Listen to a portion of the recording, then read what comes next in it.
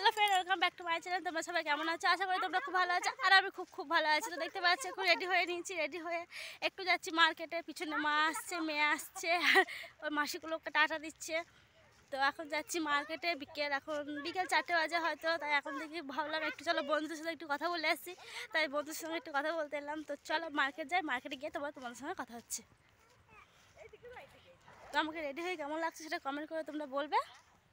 ঠিক হয়ে গিয়ে চলছে। হ্যাঁ, কোথাও তো ওই জায়গায় কত টাকা লাগছে, এত টাকা লাগছে, এত শোনা লাগছে।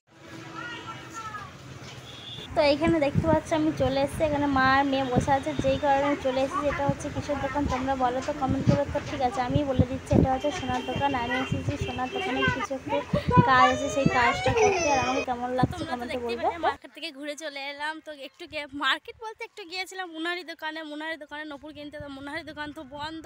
তো মেয়েদের তো মুনারি ছাড়া তো চলতেই পারে না, মেয়েদের তো সাজগোজ ছাড়া মেয়েরা চলেই না এক পাও। তো যারা মেয়ে তারাই বুঝবে মেয়েদের কী লাগে। তো একটু মার্কেটে গেছিলাম, মুনারি দোকানে গেছিলাম, আর সোনার দোকান গেছিলাম। তোমরা তো দেখলে সোনার দোকান গেছিলাম। তো সোনার দোকানে কী করতে গেছিলাম সেটা চলো বলে দিই। এই দেখতে পাচ্ছ হাতে পলার আংটি।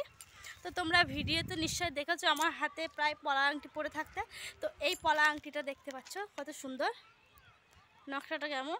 তো পলা আংটিটা একটু একটা ডিজাইন ছেড়ে গেছে, তো সেই জন্য চেঞ্জ করতে গেছে। বলে এই আংটিটা কিন্তু খুব সুন্দর, আমার কিন্তু খুবই পছন্দের আংটি। আমার মা দিয়েছে আংটিটা, পলা আংটি। তো আংটিটা একটু নকশা চটে গেছে, সেই জন্য গেছিলাম আংটিটা ঠিক করতে। তো আংটিটা এখন ঠিক হলো না, বলছে খুব প্রচণ্ড গরম, এই গরমে নাকি যে তৈরি করবে সে বসছে না, সেই জন্য চলে এসছি।